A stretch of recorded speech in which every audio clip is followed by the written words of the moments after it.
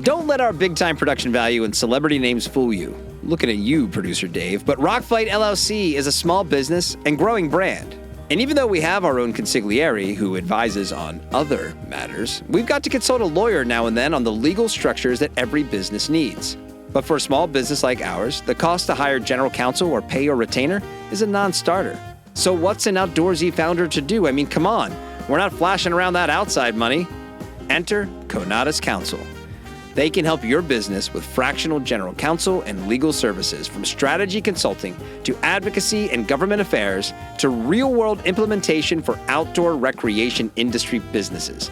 Forrest over at Conatus Counsel has helped Rockfight navigate some of these areas, and let me tell you, knowing someone has your back means you can focus on running your business. I mean, he had at least 3 edits to this read to, quote-unquote, protect us from ourselves. I mean, that's what I'm talking about. So, you got questions? ConatusCounsel.com is where you go to get in touch with Forrest. Hey, and the first 6 hours are free. Wait, what? I can't say that? Oh, initial consultations are free. Okay, fine. Head to ConatusCounsel.com today. Welcome to the Rock Fight, where we speak our truth, slay sacred cows, and sometimes agree to disagree. This is an outdoor podcast that aims for the head. I'm Colin True, and today we're learning a little more about the recent acquisition of MEC and celebrating a win for public lands. But before we get to that, have you voted for who drafted the best list of outdoor towns? I mean, the answer is me, obviously. Head to rockfight.co to listen to the 2025 Outdoor Town Draft and vote for your favorite roster of outdoor towns. And lastly, you heading to Switchback in June? If so, come hang out with Producer Dave, with Eoin Comerford, with Shantae Salabert, and with me when we record a live episode of The Rock Fight on Tuesday, June 17th at 5 o'clock at Switchback in the Trailheads Theater. Hope to see you there. Okay, we'll be right back.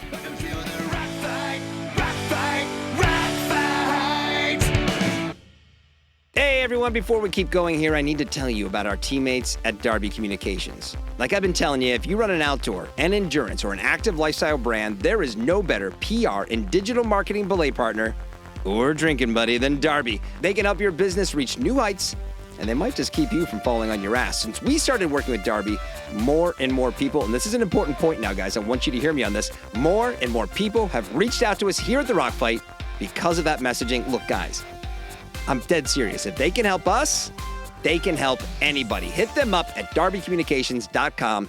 Do it today. All right, back in January here on the Rock Fight, we had our outdoor industry insider and personal consigliere, Eoin Comerford, on to respond to some rumors floating around that MEC was about to be sold, and it was last month revealed who that buyer was. And now, per a press release that came out on May 16th, that sale's official and in the books. And a group of Canadians led by Tim Gu, who has a stake in both Roots and Tilly, was joined by MEC CEO Peter Helinski and Chief Merchandising Officer Chris Spire to buy the venerable Canadian outdoor retailer from Kingswood Capital Management. Chris Spire is an interesting addition to the ownership group, as he has been with MEC in the CMO role since last July. But previous to that, Chris held the same role at REI, a place where he worked for 7 years before returning to his native Canada and ultimately becoming part owner of the Canadian equivalent to REI. And today, Chris joins Eoin and I to talk about the acquisition, where MEC is today, and where MEC can go in the future. And then stick around after that as Tania Lown-Hecht from the Outdoor Alliance returns to the pod to talk about the big win that went down this week for our public lands. Welcome back to the Rock Fight, where today, it's MEC was acquired. Now what? With Chris Spire. All right, along with Captain Eoin Comerford, we are here today with Chris Spire, the Chief Merchandising Officer for MEC. Welcome to the show, Chris. Oh, great to be here. Good to see you.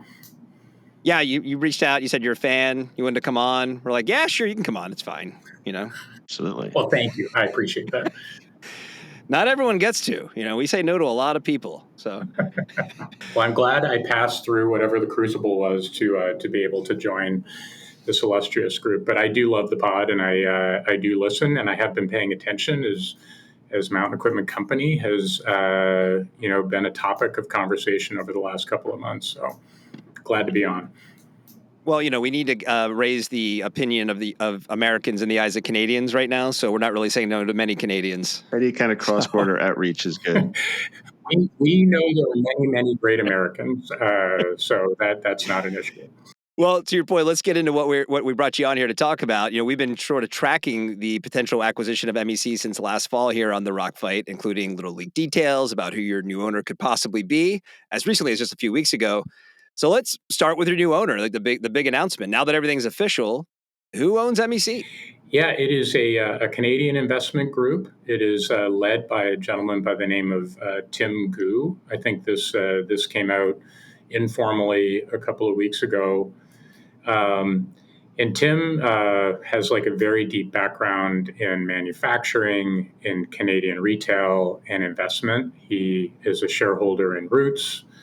He's an owner of Tilly, best known as for the hats, and does manufacturing for brands like Canada Goose. So he's kind of an ideal partner in the mix. And then our CEO, Peter Hlinsky, and myself. That's the investment group. Oh, so you're in the investment group. Oh, yeah, I didn't get that part. All right, cool. Yeah. Well, I think, it is really important, in our opinion. We sort of had a little bingo card on all the guesses that were coming in. I got them all wrong, by the way. I had some good guesses, I thought, but they were all wrong. Yeah, I thought you did too. But so this was one that I think a lot of people were not really aware of Tim and what he does. And at least from a management perspective, I think both Peter and I believe enough in the model that we thought investing in it made sense, and we thought that was really going to matter, to MEC members and to the trade, on the other side of this as well. So I'm a huge believer in MEC, both rhetorically and also financially. We're definitely gonna wanted to ask you about your time at REI down the road, and why you made the move north. But I guess owning part of REI wasn't in the cards, so this probably played a big role here. Technically, I was a part owner, but it was a much smaller percentage. Kind of the same as ours. As any other member. Right. Exactly. Well, the press release about the acquisition references a lot of the pride you had that your new owner is Canadian. I mean, why do you really, and including yourself, clearly, you were telling us off mic, you're originally from Ottawa. Like, why is that such a crucial component here? Yeah, I think this would have mattered anytime. I think it's hard to understand maybe if you're in the United States. So maybe just going back, like, MEC was formed in 1971. There's a very similar story probably to REI. In fact, the original members were sourcing goods from REI, driving down across the border and bringing them back up to support like good quality product for their climbing habits. And because it was just across the border, right? They were in Vancouver. Yeah. REI was in Seattle. That's exactly right, Owen. And similar to REI, the founding members, it became a cooperative, and but it really became like an iconic part of Canadiana in some ways. It was where you went, for good advice. It was where you went for high quality gear. It was kind of the national chain, but it felt like it understood local activities and, again, sort of did a lot of good. And so there was a huge amount of pride.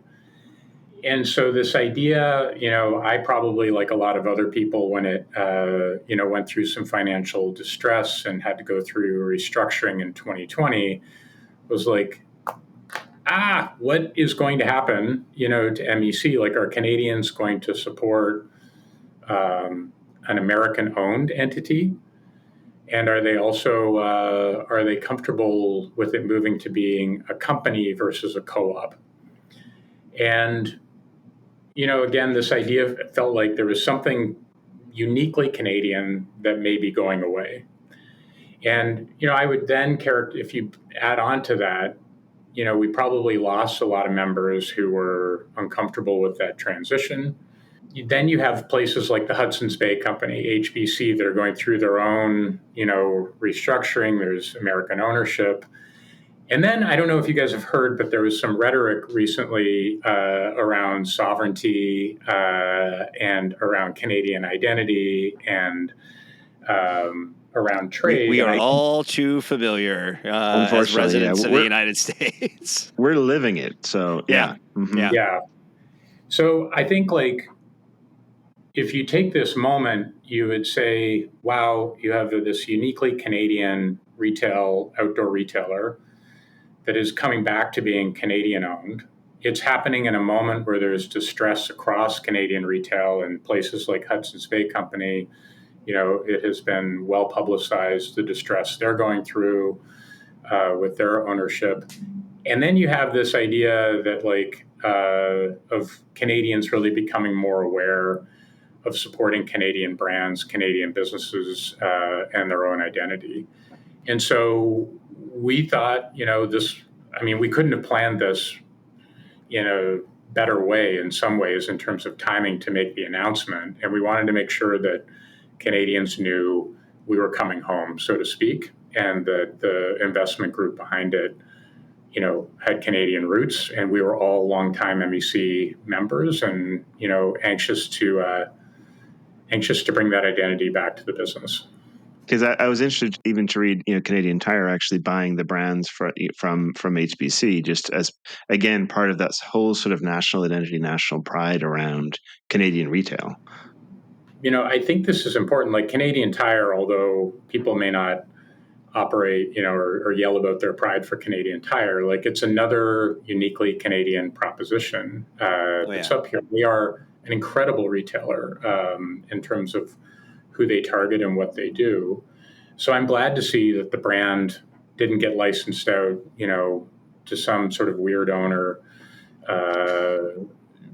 But I think like this idea of Canadian brands, Canadian identity, and MEC, I think is going to be really powerful right now, especially. But for the next 50 years, we hope it's powerful. So if you could give us sort of the 10,000-foot view of where is MEC in 2025? Yeah, I joined the company in August 2024, and we really wrote down 3 things that we shared both internally and externally that we had to do. One was that we had to find new ownership. I think we were coming to the sort of the natural sunset of the investment phase for the private equity group. The second thing we had to do is stabilize the margin in sales. We had probably become, like many, far too dependent on not like talking about the value of our expertise and all the other pieces that make us unique, and really just 20 off, 30 off, 40 off. And we had some inventory challenges, like a lot of folks in the outdoors. And then last, being candid, we needed to really improve vendor engagement, because I think there were a lot of questions as it relates to the stability of the business, some pretty well publicized past due issues that we needed to solve. So in 2025, we really we focused on our starting point being basically December of 2024. And we stopped, kind of like all promotions. We had quarterly vendor summits to connect with our vendors, be completely transparent around where we are, where we're going, and how you can partner with us. And listen, candidly, the vendors wanted and needed us to succeed as well, because one more unhealthy, filing, especially in a country like Canada, isn't going to help anybody. And we really needed to look hard at who was going to be the 2 kind of pieces were Canadian, that needed to be our lead investor, and they needed to come at it from a long-term investment thesis versus short-term overall.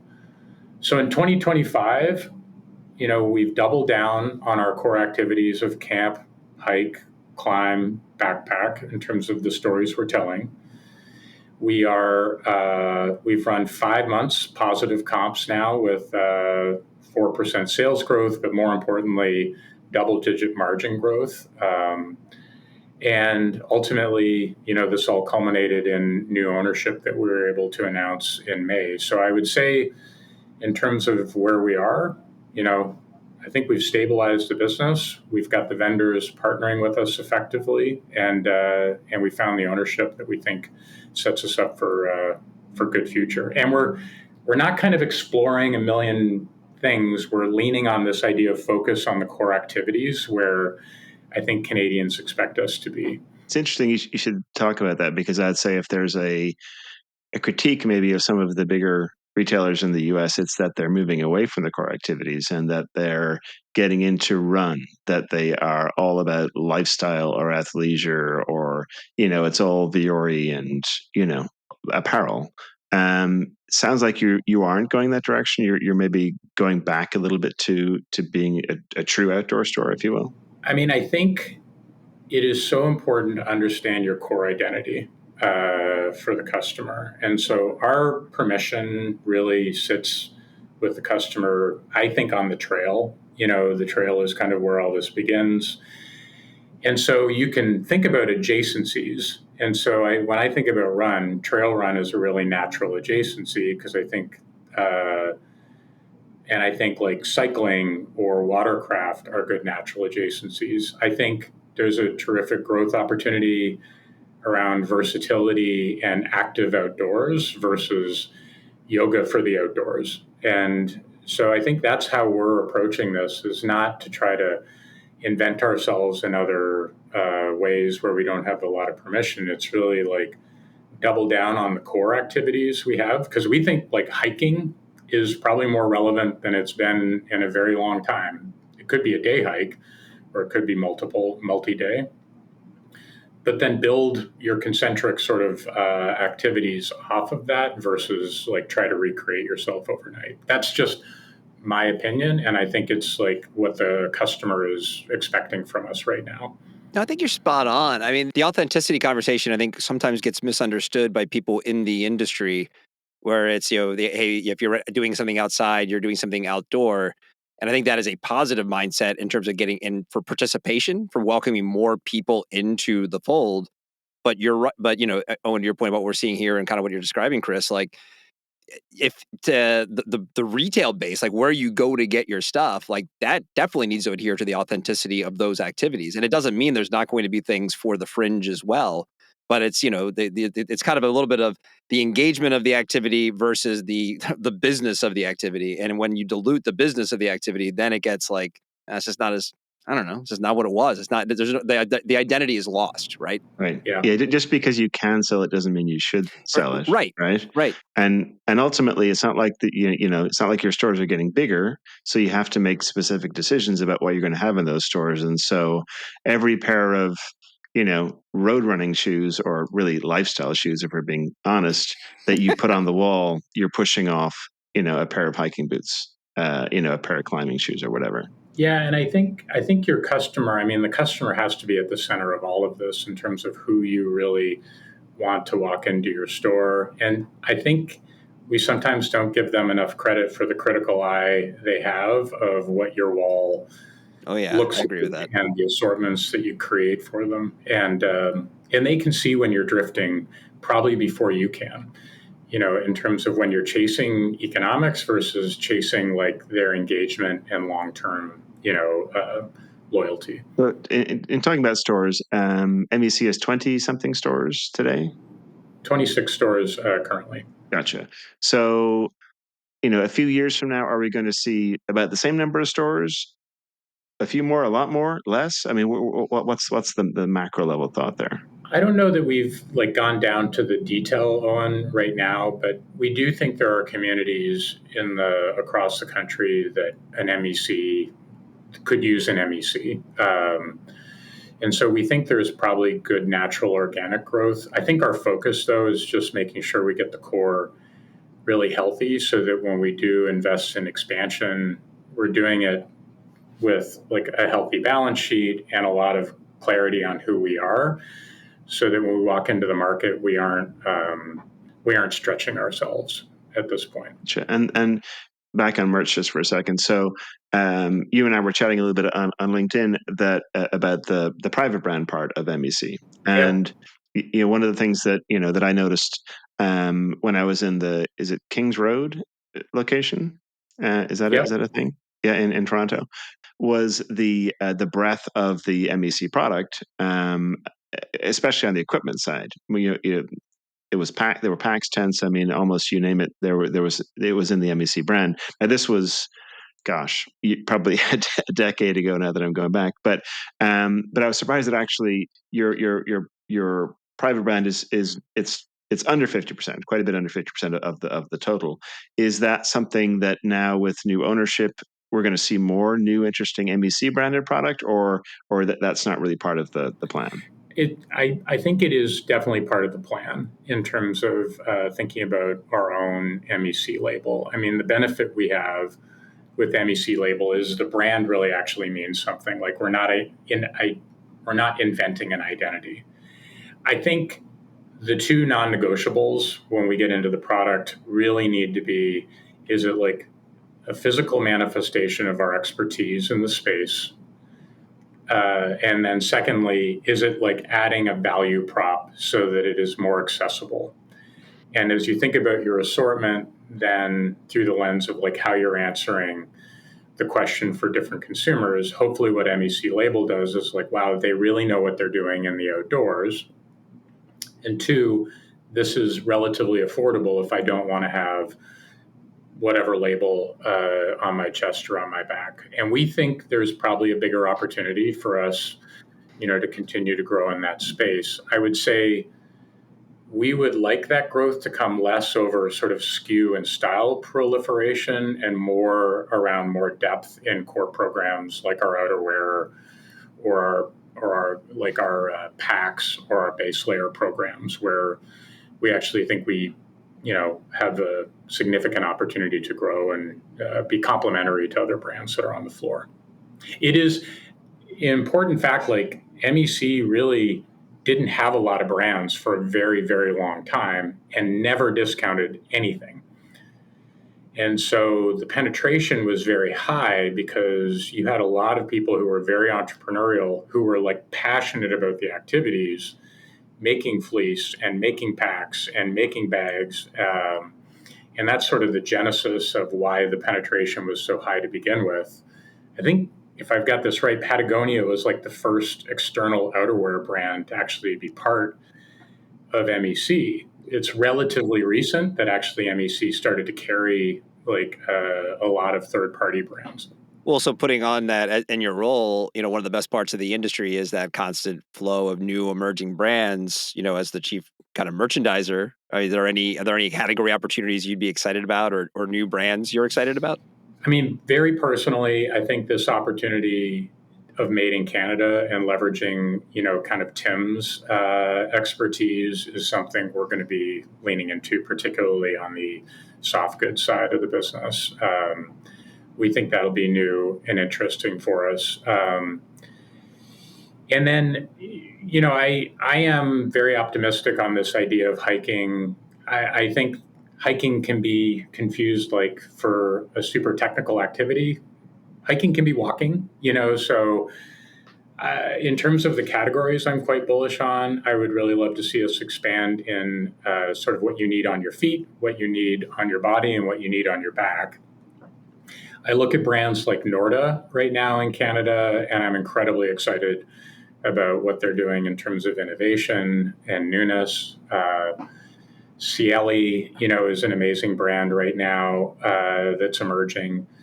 And then I think about like brands like Nemo, who are just, thinking about innovation in materials, thinking about how to make a better product all the time and doing it with values that, I deeply appreciate and I think our member does. And I'm very bullish on kind of where they're going. And in terms of trends, I love what I see in terms of versatility.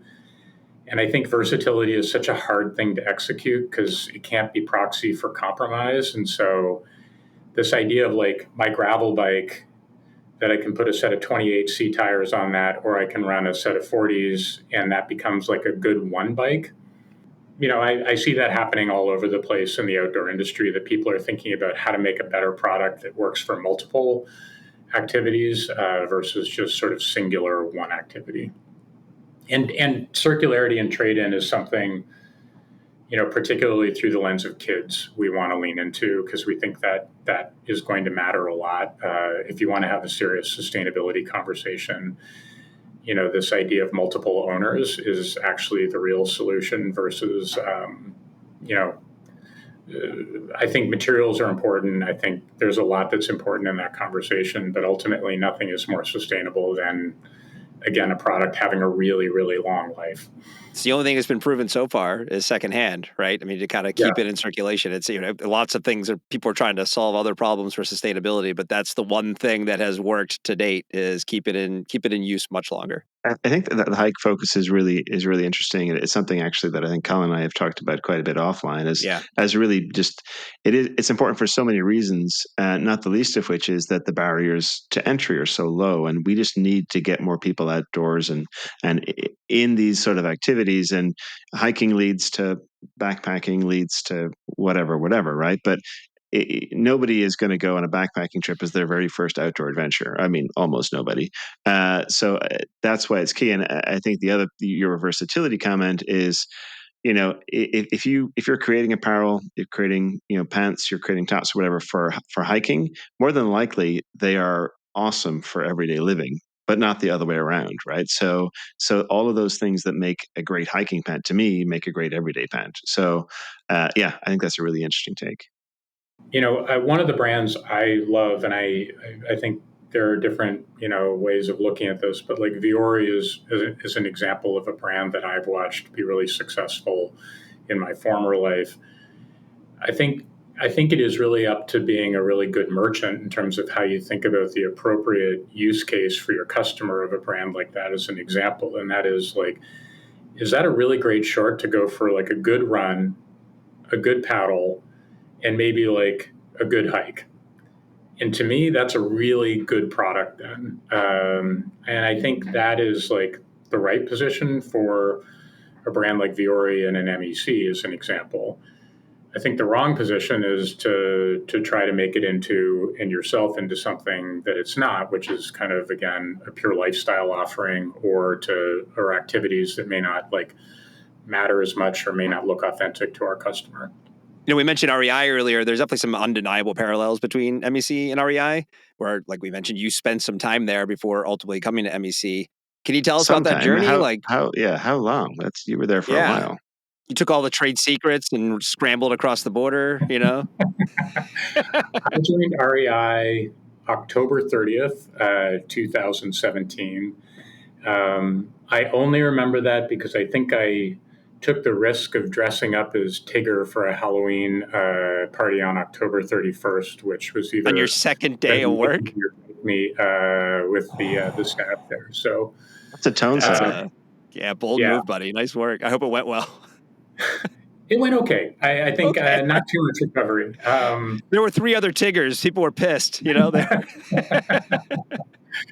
Yeah, so I was there for 7 years. I started with the co-op brands team. That was what I was originally brought in to lead.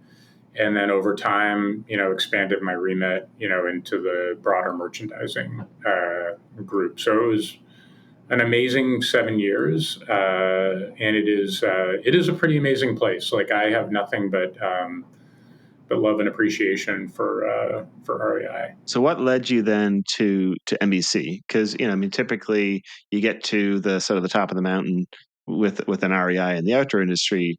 It's rare to say, well, actually, I'm going to go over here for a similar role with a smaller player. So take us through that decision, if you could. Yeah, it was interesting because ultimately it all started in spring of 24, and I had a call with Peter Polinsky, the CEO here, less to think about employment and more to think about just comparing notes on what was happening in the broader outdoor. And so during the course of that conversation, Peter was just sharing, he was recently in seat as CEO, sharing what he thought the opportunities were, being very transparent around some of the challenges he was facing. And, I am an unapologetic fan of MEC. And so I was just talking to him a lot about like, holy shit, I'm so impressed with what you've done because there was like an alternative path after the restructuring that this thing just like goes away. And so you haven't like explored pickleball and like selling of like other weird stuff. It's a true rock fighter right there. Sorry to interrupt you, but like, nice job, Chris. All right. We can slag on pickleball a little bit in any episode. We will. Sorry, keep going.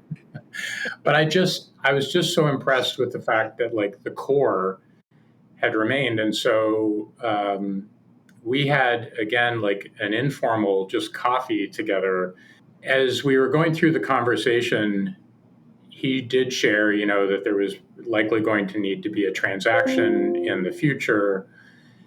And frankly, I started to think, gosh, I'm 55. I've done a lot, in my career. The idea of potentially like adding a ton of value coming into an organization that could use it, in terms of just thinking through its product strategy, its identity, and then potentially, being part of an investment group or having an ownership or an equity stake. I mean, those were always like the things that drove me to do this at this point in my career. And frankly, like I didn't feel like there was a huge amount of downside if it was a swing and a miss. And so yeah, a lot of people thought I was totally crazy because I don't know if they totally understood, the draw of coming home. That's part of it, but also just I'm a believer. Like I have been a believer since the beginning in this brand, and yeah, so that's what drove me to join it and to be part of revitalizing the organization. And last Friday was, for me, kind of a dream come true that now I'm actually part of the organization, not just as an employee, but also that I'm invested in it. Yeah, and I'm not sure if you were able to comment on it, but a couple things I was thinking about when you're mentioning, your reasons for returning to MEC and, how you described what MEC is focusing on and the renewed focus, kind of really almost like bringing it back to the core, like Owen described. And, I think if there's a criticism right now of the REI, it's a little of like what's going on, a lot of hires from outside the industry, a little more maybe of a broader sense. And I feel like if I'm in your shoes, that frankly, the MEC path seems more in line with my values and what I would care about, and more what I would want to be a part of. And again, I'm sure that it would be out of school for you to say anything to that comment, but it just feels more like what you're describing feels like what I would like to see REI do more of as well, or at least publicly Yeah, stated. I mean, the industry needs a healthy REI. I think that is, I think nobody can argue with that. Like there's an ecosystem that needs to exist. And I think like there are remarkably talented and passionate people that are at REI. And Mary Beth, who came in, I mean, I knew her when she was a board member previously. Like, I do have a huge amount of belief that she comes in thinking the right thoughts, having the right ideas, and ready to do the right thing. So I have a lot of belief, there. And I mean, and frankly, like they'll find their way. But these are unusual times. I mean, we talk about COVID like it's the past, but COVID is still with us in terms of all the impacts it's had on different businesses. So they'll find their way. They have enough talent and they have enough passionate fans to do it. So as you sit here, we sit here in 2025, announcing this new acquisition. Really, we think about the future. So take us to 2030. Where do you see MEC in 5 years? Oh, and I feel like it's such a trap to talk about 5 years now, just because, like, I don't know, like every 5 years, things seem to turn, every 5 months, things seem to turn upside down right now. Listen, So Canada will be the 51st state by then, right? Trump will be on his like fourth term, like No, sorry, have to disagree with you there. I feel like if we're doing this right, listen, there's 4 things that in 2030, you should be able to see from us without fail. And that is that you walk into a store, because I still think brick and mortar is the heart of where outdoor experiences begin. You should walk into a store and you should feel like a deep connection to the expertise of the person on the floor. If we've lost that, then we're losing to Canadian Tire and others that are out there. Second, you should have a sense of like deep curation, and you should see a heavier penetration of our expertise in our own label showing up. And you should see less total brands, but more depth in the ones that we're focusing on. You should see that it has become like the rallying point for the community in terms of how we create community in our store, because I think that's something MEC does incredibly well. And I would say that you also see our values front and center in terms of the work we're doing around the trail. So I know those aren't like big, crazy answers. Frankly, like my taste right now for the word transformation is really low. I think this idea of focusing on fundamentals is powerful and is kind of like the way through the challenges. So expertise, curation, community, and values, and doing the hard work to execute on how those four things show up for the customer.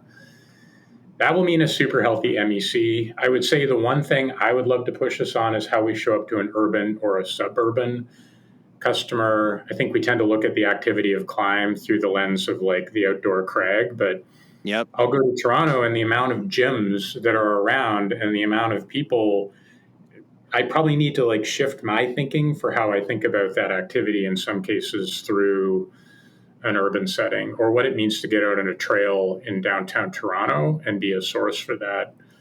But we have to be careful with those things to get like the core healthy before we start to think about how to solve large problems or like larger assortment and strategy challenges like that.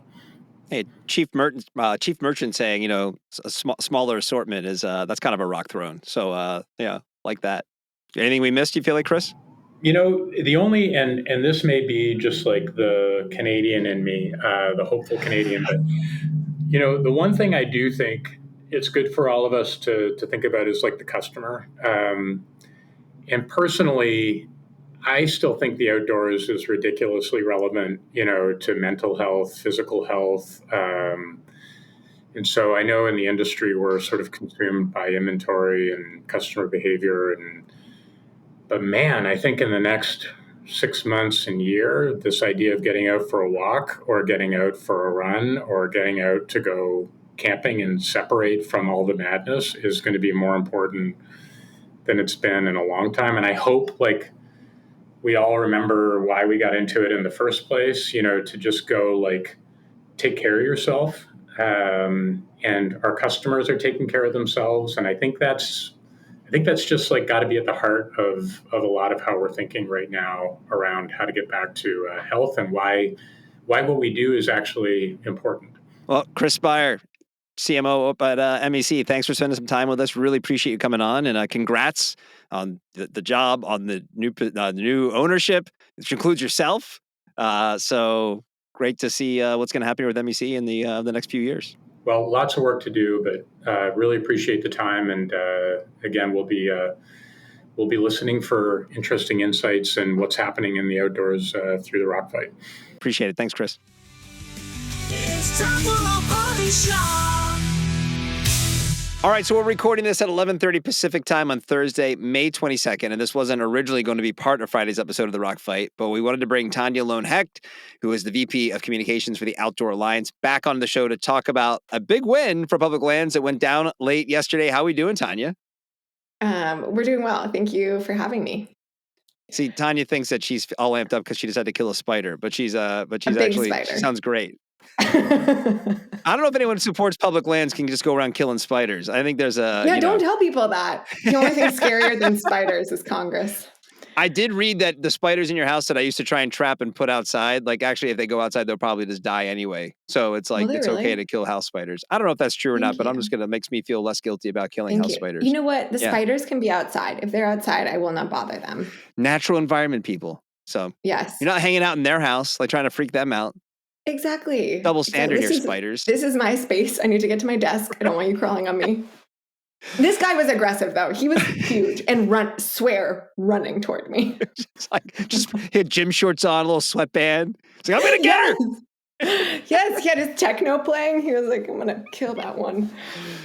All right. Well, spiders aside, we have a breaking update from our friends at the Outdoor Yes. Alliance, and kind of the kind of conservation world in general. The call to action from the last time Tania popped on the show, which was the intention that worked apparently. It was the intention to Yes. sell off upwards of hundreds of thousands of acres of public lands in Nevada and Utah that was being incorporated into the proposed reconciliation bill by our Republican-controlled Congress, has been stripped from that bill.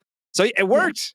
It all. worked. Can we take the credit? Is it you and me? We can totally take the credit. We can absolutely take the credit. So, yeah, the context, as you mentioned, was Congress is trying to pass this like huge spending package, and at the last minute, during a markup in the House Natural Resources Committee, 2 lawmakers added this amendment that would sell off like 500,000 acres of public land. Yeah. People were really upset about it, understandably. We shouldn't sell off public lands to pay for spending and tax cuts, and so we have had a ton of outreach. I mean, we generated about 100,000 letters in a few weeks. We've had meetings with tons and tons of people. At the same time, lots of other people have been doing stuff. On the Hill, Representative Zinke and Representative Vasquez just put together this public lands caucus and have a bunch of new members. So this is a bipartisan caucus of folks who want to support public lands. Zinke in particular worked really hard to help strip this amendment out of the final package. God, I just don't want to say nice things about Ryan Zinke, but God, good job. You know, you gotta see the good and praise it. Right? You do. It's kind of like when you're raising kids, you want to like name the qualities that you want to see, you know? So public lands are bipartisan. Lawmakers can see that. They care about it. They're starting to stand up for public lands. That's awesome. Yeah. So it has been a little bit frantic. You had written me earlier in the week saying like, is there anything going on this week? And I thought, no, it's going to be quiet. And then yesterday afternoon, here we are. Yesterday afternoon, we got the full text of the bill that came out of the House Rules Committee. So that's like the last step of all the committees before they send the bill to the whole House floor for everyone to vote. So it got out and the House was like, we're going to vote on this tonight. We're going to stay up all night and try to get this passed. And when that text came out, the public land sales were gone, which is awesome. 2 more things were stripped out of it that are also great. There was an attack on the Bureau of Land Management's resource management plans. So basically, these are plans for how we should take care of BLM lands. And there are a bunch of plans that the Outdoor Alliance worked on quite a bit that help protect thousands of miles of trail, almost 1,000 climbing areas, whitewater paddling. So these are really important. That also got pulled out. Wow. And then Ambler Road had been opened up in the original version up in Alaska, and that also got pulled. So we did claw back some of the stuff. And that bill passed in the very early hours of this morning. So there's still a lot of bad stuff in it. Right? I mean, that's kind of the thing. It's a shitty bill. It's a shitty bill. Anyway, I mean, this is great. And obviously, it's great, and right. It still sucks. Yeah, exactly. Right. So we are really pleased to see some of this like really bad stuff clawed back, and our voices clearly worked, and that's really important. We're really pleased with that. No, it just shows that maybe we can get things done. It was interesting. Totally. Like I got within a matter of minutes, I saw the press release from the Outdoor Rec Roundtable, and I got an email from Adam Kramer of the Outdoor Alliance being like, it was like bang, bang, bang to start all coming at once. Like it's out. And I guess we'll see. We're finally through a little bit of the chaos. The chaos will continue, I'm sure, but just so much happening. Now we're starting to see, okay, where is the pushback going to work? Where are they going to draw the line? And are they really that committed? Maybe I'm sure they're going to try again, but at least there's a precedent now of like, there's ways that we can prevent some of this from happening. Definitely. I mean, it's made a huge difference, I think. And it's really encouraging to see that when lots of people are speaking up, lots of people are writing stories about this, that it changes what happens in Congress. So it worked. A big thing that you guys have been concerned about, people talk about, is obviously, opening up monuments, other areas. I mean, is that any different really than this? Or are there ways that we could be back into the fight where maybe it won't be as positive an outcome on other topics? Or is it all kind of the same thing, do you think? Yeah. So the monuments are a little bit different because that's administrative. So that means that's the president doing it. This is Congress introducing a bill of legislation. They'll pass it. The president will sign it. The monuments will be probably, if that happens, it'll be executive action. And I mean, there's been lots of rumors swirling that the administration wants to scale back a bunch of monuments. It's dubious whether that's legal to scale back monuments. And that is more challenging because the executive branch does have different kinds of authority than Congress has. But at the same time, Congress is still the best place to make change. So your members of Congress were elected to represent you. You can write to them and you can tell them what makes you mad. You can tell them what you don't like. And then they will go to the administration and try to change things in terms of those administrative actions. So if it comes to monument rollbacks, there will definitely be things for the outdoor community to do that will make a difference there. And in terms of other, legislative work, what else is going on? The job's not done on this bill. So it's passed the House, but the Senate still has to pass it. And, the Senate also they have a narrow majority, and they're going to want to do things a little bit differently than the House. So there's still room to play here. And so right now is actually like a really good moment to write to both your House representative and both of your senators and say to your House rep, like, I'm glad that you voted against this bill, or I'm, disappointed that you voted for this bill, or I see that you did some things to get the worst out of it, and I still don't like this bill. You can, we have template messages that will adjust depending on how your representative voted. And then to write your senators and say, hey, I saw this passed. I'm glad that land sales weren't in it. I still think the bill is going to be a big threat to the outdoors. And let's see how much more progress we can make. Yeah, I guess good to not turn the faucet off, right? If somebody did something well, you want to praise them after the fact, and just because maybe the one thing got pulled out, like, just don't turn it off, right? Go let them know, hey, good job, buddy. I mean, that's really, I think, the secret to good advocacy is following up after your member has done something. Because it's one thing, right? If you're an elected member of Congress and someone writes you and says, hey, do this, do this, do this, and then you do it and they never say thank you, or you don't do it, more importantly, and they never come back and say, hey, I'm upset about this, then you think no one's even watching me. Like, I can do whatever I want and they're not even seeing. So some ways I think writing to your member after they've made a vote is even more important, because it says, I'm watching you. Like, I have my eyes on you. Like that spider in your kitchen. Exactly. All right. Anything else? Or I guess that's enough for this week, right? I really hope that that's it for this week. Yeah. Okay. I was like up at 5 a.m. doing this. So I was starting to think, like, God, the way this is going, we might be hearing from Tania weekly. I'm like, wow, okay, maybe we won't have back-to-back weeks. We still are back-to-back weeks. So maybe next week we won't have to talk, but we'll see where we end up, I guess, next week. Yeah. If we're talking next week, I promise I'll get a real microphone. Right. That means that this is game on, and, like, I'll buy you one at that point. Like, all right, sorry, Tania. Like, you're coming on the show every week. You need your own microphone. So. Well, thanks so much for keeping us updated. Thanks for all the work you do. We'll put more links in the show notes to who you should be reaching out to now. I'm sure they're similar to the last time, but we'll repost them again. So if you want to take that action, take that action. And, Tania, thanks for what you guys are doing, and we'll see you next time we have to talk about this stuff. Thank you, Colin. All right, that's the show. Thanks to our guests today, Chris Spire and Tania Lown-Hecht. We want your emails. Send them to myrockfight@gmail.com. The Rock Fight is a production of Rockfight LLC. For Eoin Comerford, I'm Colin True. Thanks for listening. Here to take us out is our guy, Krista Makes, with the Rock Fight fight song. We'll see you next time, Rock Fighters. Rock fight.